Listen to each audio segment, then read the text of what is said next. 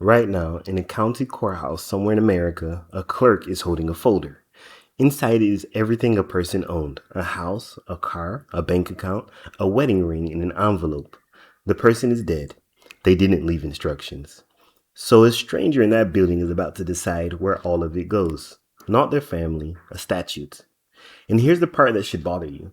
That statute was written before the dead person was born. It was written for them, about them, without them, by people who never knew their name. You have one too. Right now, a complete set of instructions for everything you own, written by your state government, sitting in a law book, waiting.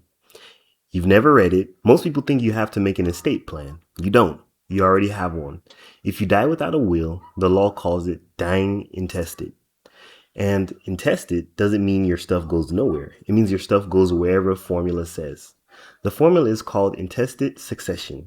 Every state has its own version. It usually starts with the spouse, then children, then parents, then siblings. Then it crawls outward through the family tree: cousins, nieces, people you never met.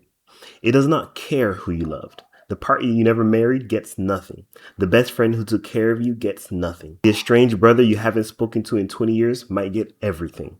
The formula doesn't know any of that. It was never built to. If the formula runs all the way to the end and finds no one, if there's no spouse, no child, no parent, no traceable relative anywhere on the tree, the property goes to the state. That has a name too: escheat. The state becomes the owner of last resort: your house, your savings, the ring in the envelope. We treat this like a glitch, a sad edge case, something that happens to people with no family. It's not a glitch. It is the default. It's what the system does when you don't override it. And to understand why, you have to go back to the moment someone decided you should be allowed to override it at all.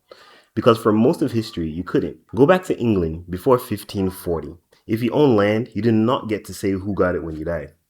The land passed by a rule called primogeniture. The whole thing went to your eldest son, not split, not chosen, the eldest son, automatically, every time. Daughters, younger sons, a wife, a friend, a cause you believed in, none of them entered into it. If you died with no heir at all, the land didn't sit empty. It went up to the crown. The king took it. This was not an accident either. The whole system rested on the idea that the king ultimately owned all the land and everyone else was just holding it for him. You didn't own your land, you were renting it from history. So picture being a landowner in that world. You have a daughter you adore and a son you can't stand, and the law has already decided. You have no children and a king who is waiting. People hated it. And in 1540, under Henry VIII, Parliament passed something called the Statutes of Wills. For the first time in English law after the Norman conquest, a landholder could write down who got his land. He could choose. This is the invention, the exact moment. The will, the document, the right to decide where your things go after you're gone is not natural. It is not ancient. It is not how humans always did it. It is a piece of legal technology switched on in 1540 by a specific king for a specific reason. And the reason was not kindness. Henry VIII didn't wake up caring about your freedom.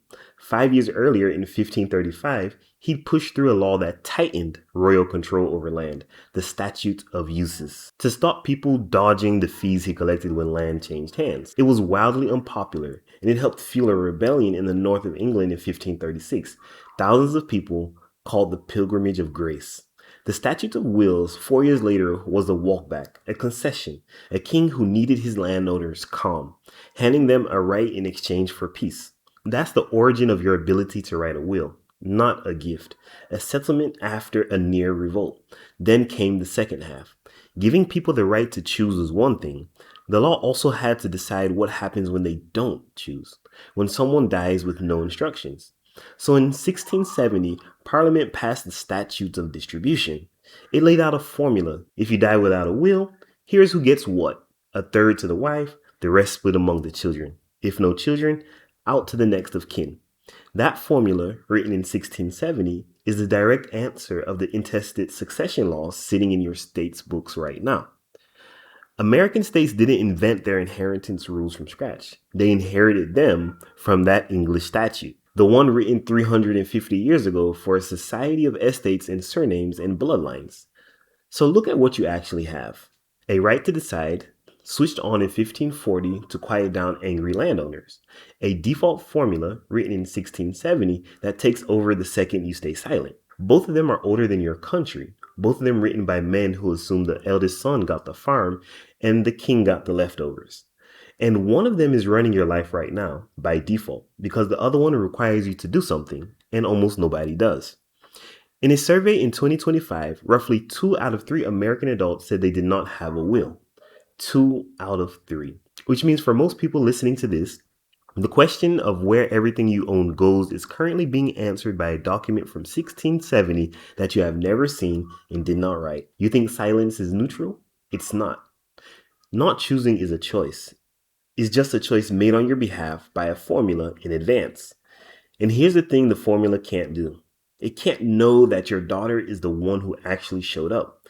It can't know which sibling you trust with your kids and which one you wouldn't leave a houseplant to. It can't know about the friend, the partner, the person who isn't on the family tree but should have been on the will.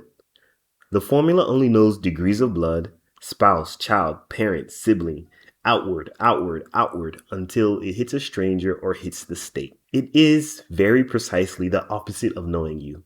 The grim joke is how simple the override is.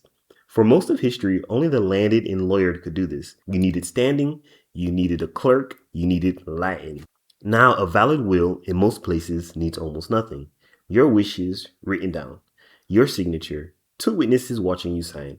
That basic shape comes down to us from another English statute, the Wills Act, and it has barely changed. 500 years of legal machinery, and the thing that switches it off is a page and a pen and 2 people in a room. The default doesn't announce itself, it doesn't send you a letter, it just waits quietly, the way it has waited for 3.5 centuries, for you to do nothing. Most people will do nothing. The folder will get filed, the clerk will open the law book, the formula will run. And somewhere a daughter or a partner or a friend will find out that a document from 1670 outvoted the person who actually loved them. You can't take your things with you. That was never the question. The only question is whether the last decision you made about them is yours or a stranger's from 300 years ago. That part, for the first time since 1540, you actually get to choose. Most people won't. You now know.